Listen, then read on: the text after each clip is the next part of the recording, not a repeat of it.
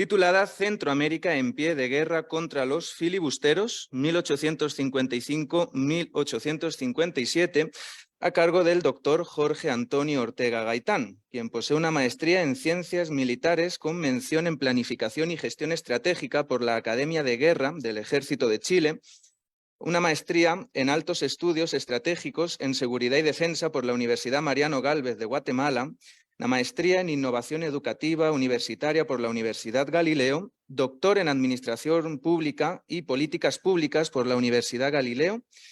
Ha sido presidente de la Academia de Geografía e Historia de Guatemala entre el 2019 y 2021, asesor en comunicación estratégica, consultor de imagen y comunicación política y autor de un gran número de publicaciones. Recibamos al doctor Jorge Antonio Ortega Gaitán.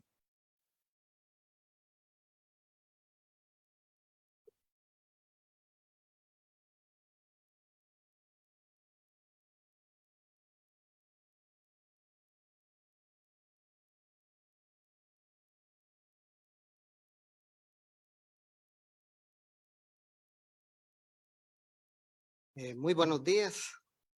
Voy a tener el gusto y el placer de recrear en ustedes un momento muy especial para Centroamérica.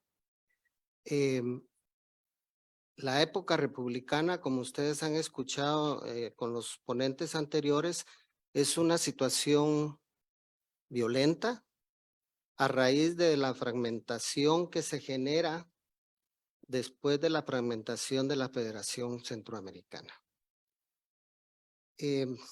Voy a iniciar esta ponencia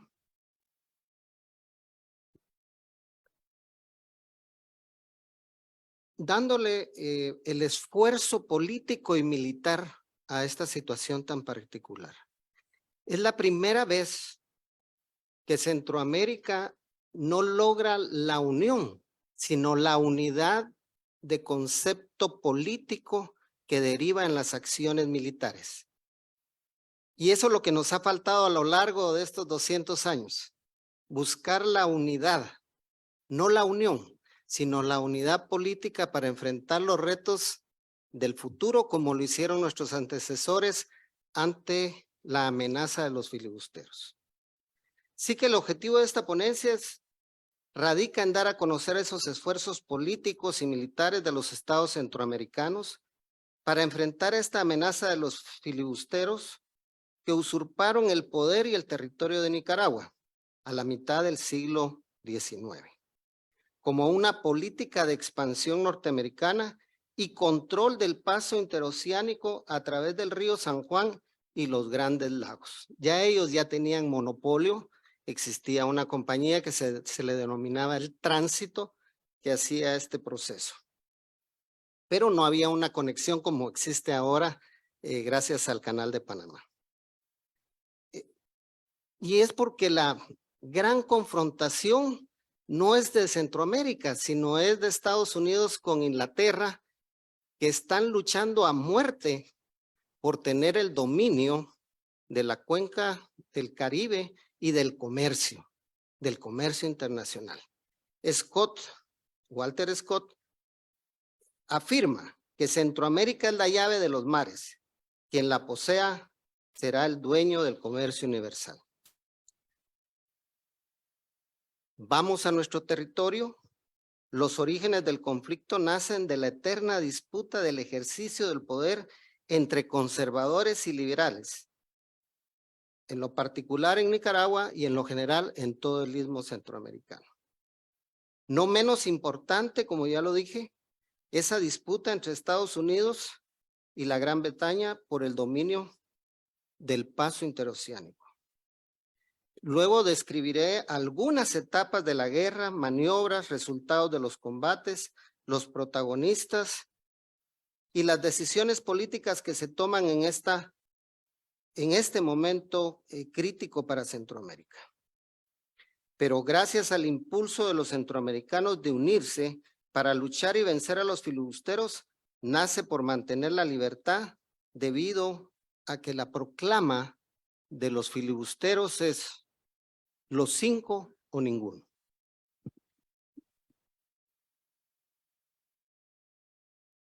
Muy bien, los motivos ya están claros. Nosotros, como bien lo dijo uno de nuestros expositores, el primero de esta mañana, esa anexión al imperio de Iturbide por 22 meses es compleja. Luego nace la República Federal de Centroamérica, tiene una constitución que nos da un primer paso, un primer ejercicio para enfrentar ese reto de ser una nación independiente. Se pueden imaginar que después de haber estado bajo el dominio del Imperio Español, de la noche a la mañana pasamos de vasallos a ciudadanos, a construir una nación, un proyecto de nación para todos los del Istmo.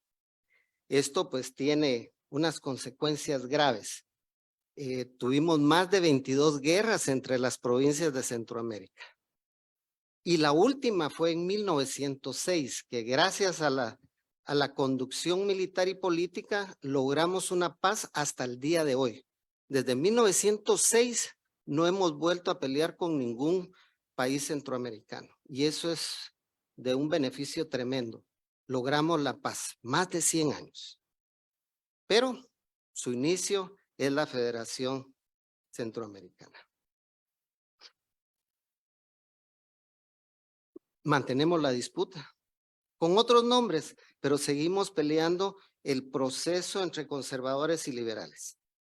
La desintegración de la República Federal, muchos acusan al capitán general Rafael Carrera de haber dado el primer paso cuando se declara la República de Guatemala, y luego en cascada viene el resto de países y nos convertimos en lo que somos ahora, estados independientes, compartiendo un pasado y compartiendo un territorio y por supuesto las amenazas de hoy día.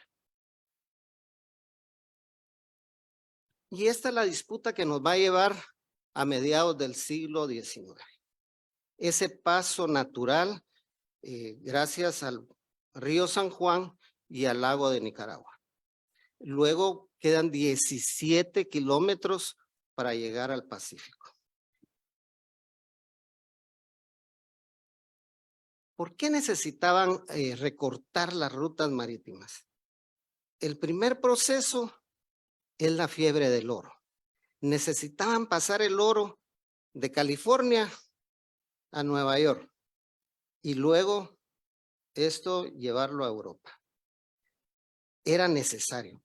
Si no se hacía a través de esta ruta, se necesitaba pasar por el Estrecho de Magallanes y eso generaba alrededor de 36 días con buen tiempo y buen viento y buena mar.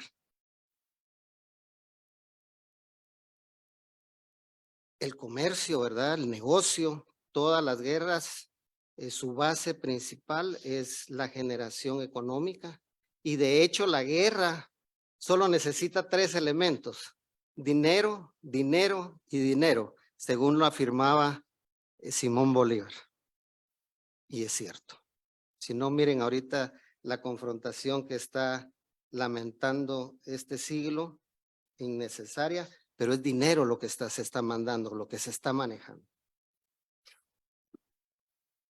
Muy bien, esa conflictividad de Nicaragua, esa bendición que le dio Dios al territorio centroamericano y particularmente a Nicaragua, de tener ese paso natural sin necesidad de hacer esclusas, es el motivo general de la conflictividad en Nicaragua, el poder entre los liberales y los conservadores. Bueno, le proponen a William Walker que venga a apoyar a los sublevados. Y esto genera expectativas increíbles. Voy a leer para ustedes lo que el mismo comandante de los filibusteros redacta en su libro de memorias y que fue publicado en 1924 en Costa Rica, al llegar al suelo nicaragüense. El bergantín llevaba 58 filibusteros. Botó su ancla y los pasajeros se dispusieron a subir al río hasta la ciudad que dista de 4 a 5 millas del puerto. Un cuartel que estaba próximo al lugar del desembarco, sale un oficial joven y esbelto con una pequeña capa de un rojo vivo arrojada graciosamente sobre su hombro izquierdo. Hizo salir a la guardia y saludó a los extranjeros que arribaban. Los soldados tenían una cinta colorada con las palabras Ejército Democrático. No llevaban uniforme, pero por su música de un mediano tambor se miraba al marchar con buen aspecto militar. Un paso libre de zapatos y sandalias, o sea, descalzos. Era excelente. Nuestra bienvenida fue múltiple y variada por el gobierno y por los nicaragüenses en general. Eso nos lo describe el mismo comandante. Luego de organizar sus fuerzas, desarrolló otros movimientos tácticos. Uno de ellos fue la toma de la ciudad de Granada. La defensa de dicha plaza no era la más conveniente, pero el resto de las ciudades se encontraban con una epidemia que meses después iba a violentar a los ejércitos expedicionarios y, por cierto, a la misma fuerza de los filibusteros. Hay dos hechos importantes. El primero de ellos es el funcionamiento del ministro de Relaciones Exteriores de Nicaragua, Mateo Mayorga, por orden de Walker, lo cual forzó a Corral, que era el presidente, a nombrar a José María Estrada a deponer las armas. Se celebró un tratado con don Patricio para nombrar un presidente provisorio. La situación general y regional se empezó a complicar. El capitán general Rafael Carrera, que seguía de cerca los acontecimientos, aprovechó la fragmentación del ejército de Honduras y visualizó la derrota de dicho presidente. Carrera despachó hacia Honduras una columna al mando del general Gregorio Solares para dar apoyo al general Juan López, que levantó la insurrección contra el gobierno de Cabañas en septiembre de 1855. Fueron pocas las acciones militares necesarias para vencer a las tropas del gobernante hondureño. La batalla que es librada el 6 de octubre es la decisiva. El presidente Cabañas huye hacia San Miguel, territorio salvadoreño, donde envía una misiva al presidente de Nicaragua, el provisorio, para que le dé protección y apoyo militar para recuperar su puesto. El licenciado Castellón, cuando aceptó el auxilio de los filibusteros en 1854 para enfrentar y vencer al gobierno instituido de Nicaragua, nunca se imaginó el daño que provocaría dicha decisión política militar para los centroamericanos. Cuánta sangre derramada y la devastación llegaría al istmo. Atendiendo a ese grito de alerta, Costa Rica fue el primero que protestó con las armas en mano y se prepararon para un combate inicial el 7 de noviembre de 1855.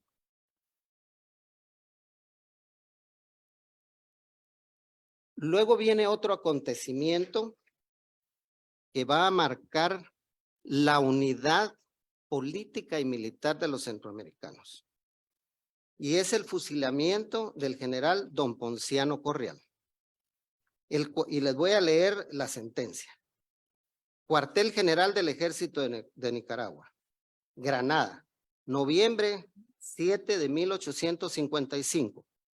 Habiendo leído y considerado bien los procedimientos y la sentencia de la Corte Marcial reunida para el juicio de don Ponciano Corral, en los cargos de alta traición y conspiración contra el gobierno de la República, se confirma por la presente la sentencia de dicha Corte y se ordena que don Ponciano Correal sea fusilado en la plaza de Granada a las 12 del día, jueves 8 de noviembre de 1855. El oficial jefe de día quedará encargado de la ejecución de la sentencia y firma William Walker. Este hecho hizo prender el fuego de la guerra. Como Nicaragua tenía suspendidas las relaciones con los Estados Unidos de América, los estados de Centroamérica encontraron la oportunidad de lanzarse contra la falange americana. Y es así como el Congreso de Costa Rica autorizó al presidente Juan Rafael Mora el 27 de febrero de 1856 a declarar la guerra a los filibusteros. Bueno, y el presidente Patricio Rivas, en su calidad de presidente de Nicaragua, y su subordinado en ese momento, Walker, decretó el 13 de marzo el rompimiento de las relaciones con Costa Rica. Y en ese mismo decreto, prácticamente, le declara la guerra a Centroamérica. Las operaciones se iniciaron al marchar al frente la vanguardia del ejército de Costa Rica el 4 de marzo de 1856, con un estado de fuerza de 2.500 hombres al mando del general José Joaquín Mora, con la dirección a Punta Arenas. Movilización de las columnas expedicionarias.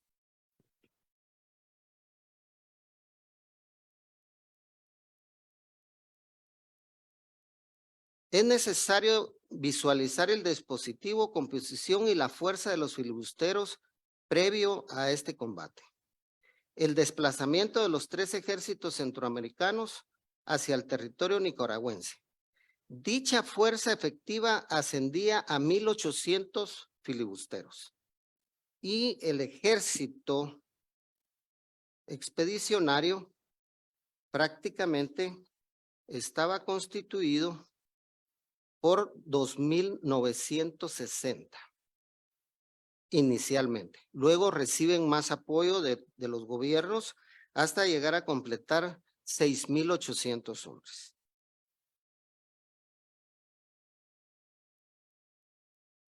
Un hecho que marca el inicio de la derrota de los filibusteros se desarrolla el 14 de septiembre en la Hacienda San Jacinto, que es la batalla que nos dice, bueno, estamos a punto de derrotar a los filibusteros. Y se empieza a ver la victoria final a principios de 1857. Los contingentes centroamericanos van ganando terreno y derrotando al oponente que se atrincheraba en la ciudad de Rivas, donde fue sitiado por el ejército aliado. El 28 de abril, el capitán de corbeta Carlos Davis, comandante del barco estadounidense Santa María, logra interponer sus buenos oficios para que William Walker permita la evacuación de los niños y mujeres. Al final lo persuade para que firme un convenio de capitulación el 1 de mayo de 1857. Y así termina esta confrontación que nos genera las posibilidades de enfrentar una próxima amenaza para el istmo. Hoy la más significativa es el narcotráfico, ¿verdad? Y que afecta a todo el Centroamérica. Salimos victoriosos. Hay un reconocimiento por todos los estados. Hay una moneda que tiene un pequeño colgante que se le distribuyó a todas las tropas. Y aquí hago una mención muy especial. De los 6,000 guatemaltecos que fueron a la guerra, regresaron 1,500. El 30% murió en combate. El resto murió por el tifus y la epidemia del cólera. Y para finalizar, los centroamericanos tenemos un pasado en común, un presente a compartir y un futuro en paz a construir. Muchas gracias.